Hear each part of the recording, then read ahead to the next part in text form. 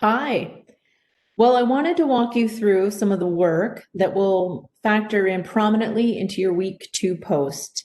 And for those who are part of office hours during week one, which was just last night on Thursday, you heard me talking about crafting this video in real time that shares my in the moment searches and discoveries and how I interpret these data, just as a way for you to get a sense of what I'm asking you to do as you examine the national, state, and local resources that talk about today's college students.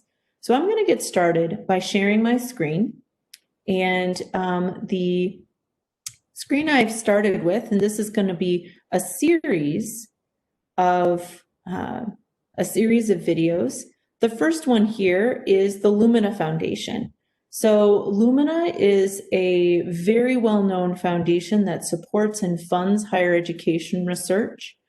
Lumina is one of the largest funders of higher education research, and they have a major interest in degree credentials and really high quality degrees. And so that's part of what's behind this sort of moving infographic. So here we find today's student, and they're looking at sort of the identity. So who are today's students?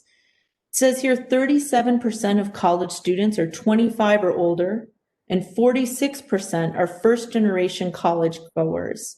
So I'm just going to stop for a moment and say, what do I notice about that statistic? Well, what jumps out at me is that we make a lot of assumptions in higher education that students are direct entry and straight from high school. And that's true to some extent. But over 1/3 of our students are 25 or older, which means they've been out of high school for, in most cases, 7 or more years.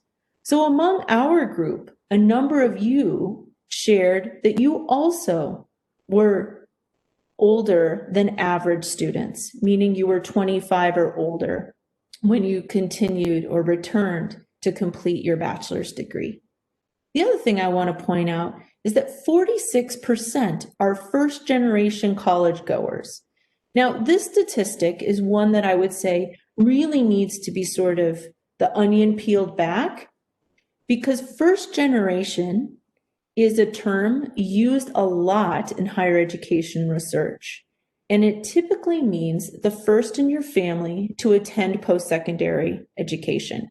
So being the first in your family, your immediate family, and in your historic family to pursue a 2-year college or 4-year university. Now, where this can get difficult is you have to look at, in the data set, are they defining first generation students, those whose parents never attended, meaning never for one day attended college, or simply did not complete a degree? Because you can imagine, in terms of a student's knowledge, their social capital about how to do college may differ substantially between those whose parents literally have never attended a post-secondary institution, either a 2-year college or a 4-year university, and those whose parents simply didn't complete a credential, meaning didn't finish their associate's degree or didn't finish their bachelor's degree. And so I share this and I walk you through this because I think it's really important to learn how to dig down and say, okay, how do I really know how that's being defined? Because first generation, to what I said earlier, has different meanings and can be defined in different ways. And thus it's important to know what that definition is. So I'm looking here, there's no hyperlink, so I can't click on it. And I really want to know, like, what is their data source? So I'm going to scroll all the way to the bottom and see if the data source is stated somewhere.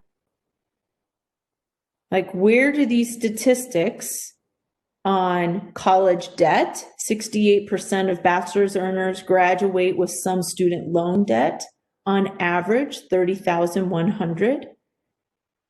And are we finding where these data come from? I'm not immediately. And we could try clicking here. Here are some solutions. But it's not ensure that data metrics are comparable. This is maybe a citation. Mapping the post-secondary data domain, problems and possibilities. Yep, there are definitely some problems knowing exactly what we're talking about. So let's go back to the first generation screen and see if there was anything for us to, gain more information on.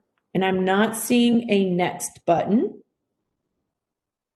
Going down here, and this is looking at financial independence from their parents. So when we're talking about different college student characteristics, those input characteristics, those things about a student that they bring to college, you may, for your scaffolded post, want to examine students who are financially independent from their parents.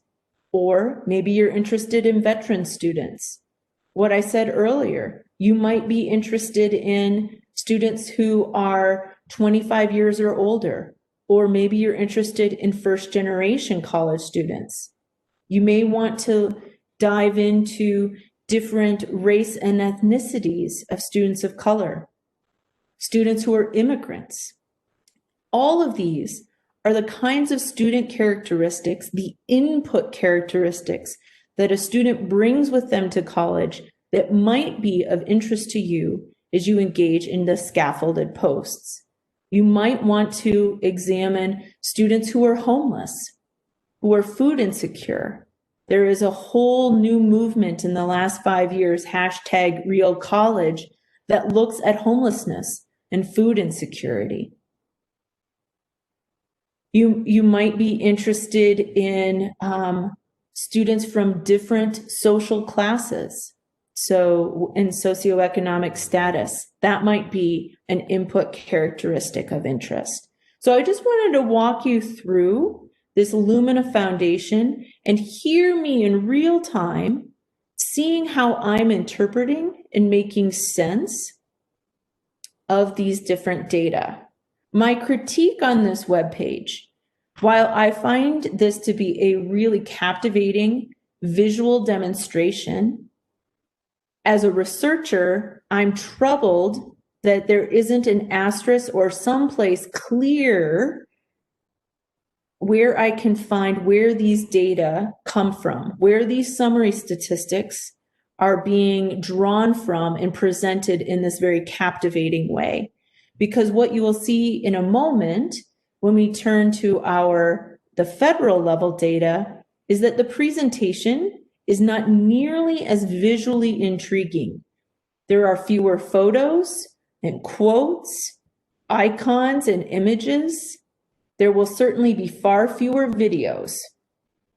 And so I think it's important for you to understand the wide variety of ways that educational researchers and stakeholder groups like the Lumina Foundation present data, both written, orally, and in video form, and in an infographic form.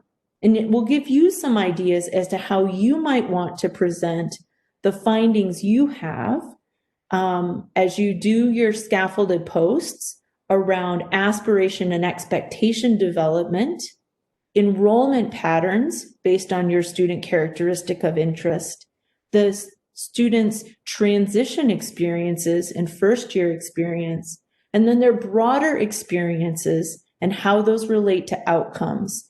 Those 4 scaffolded posts, which is a substantial part of the assignment and your total grade, really will be informed by the research you do and the choices you make, what you read in your choose your own adventure novel this entire term.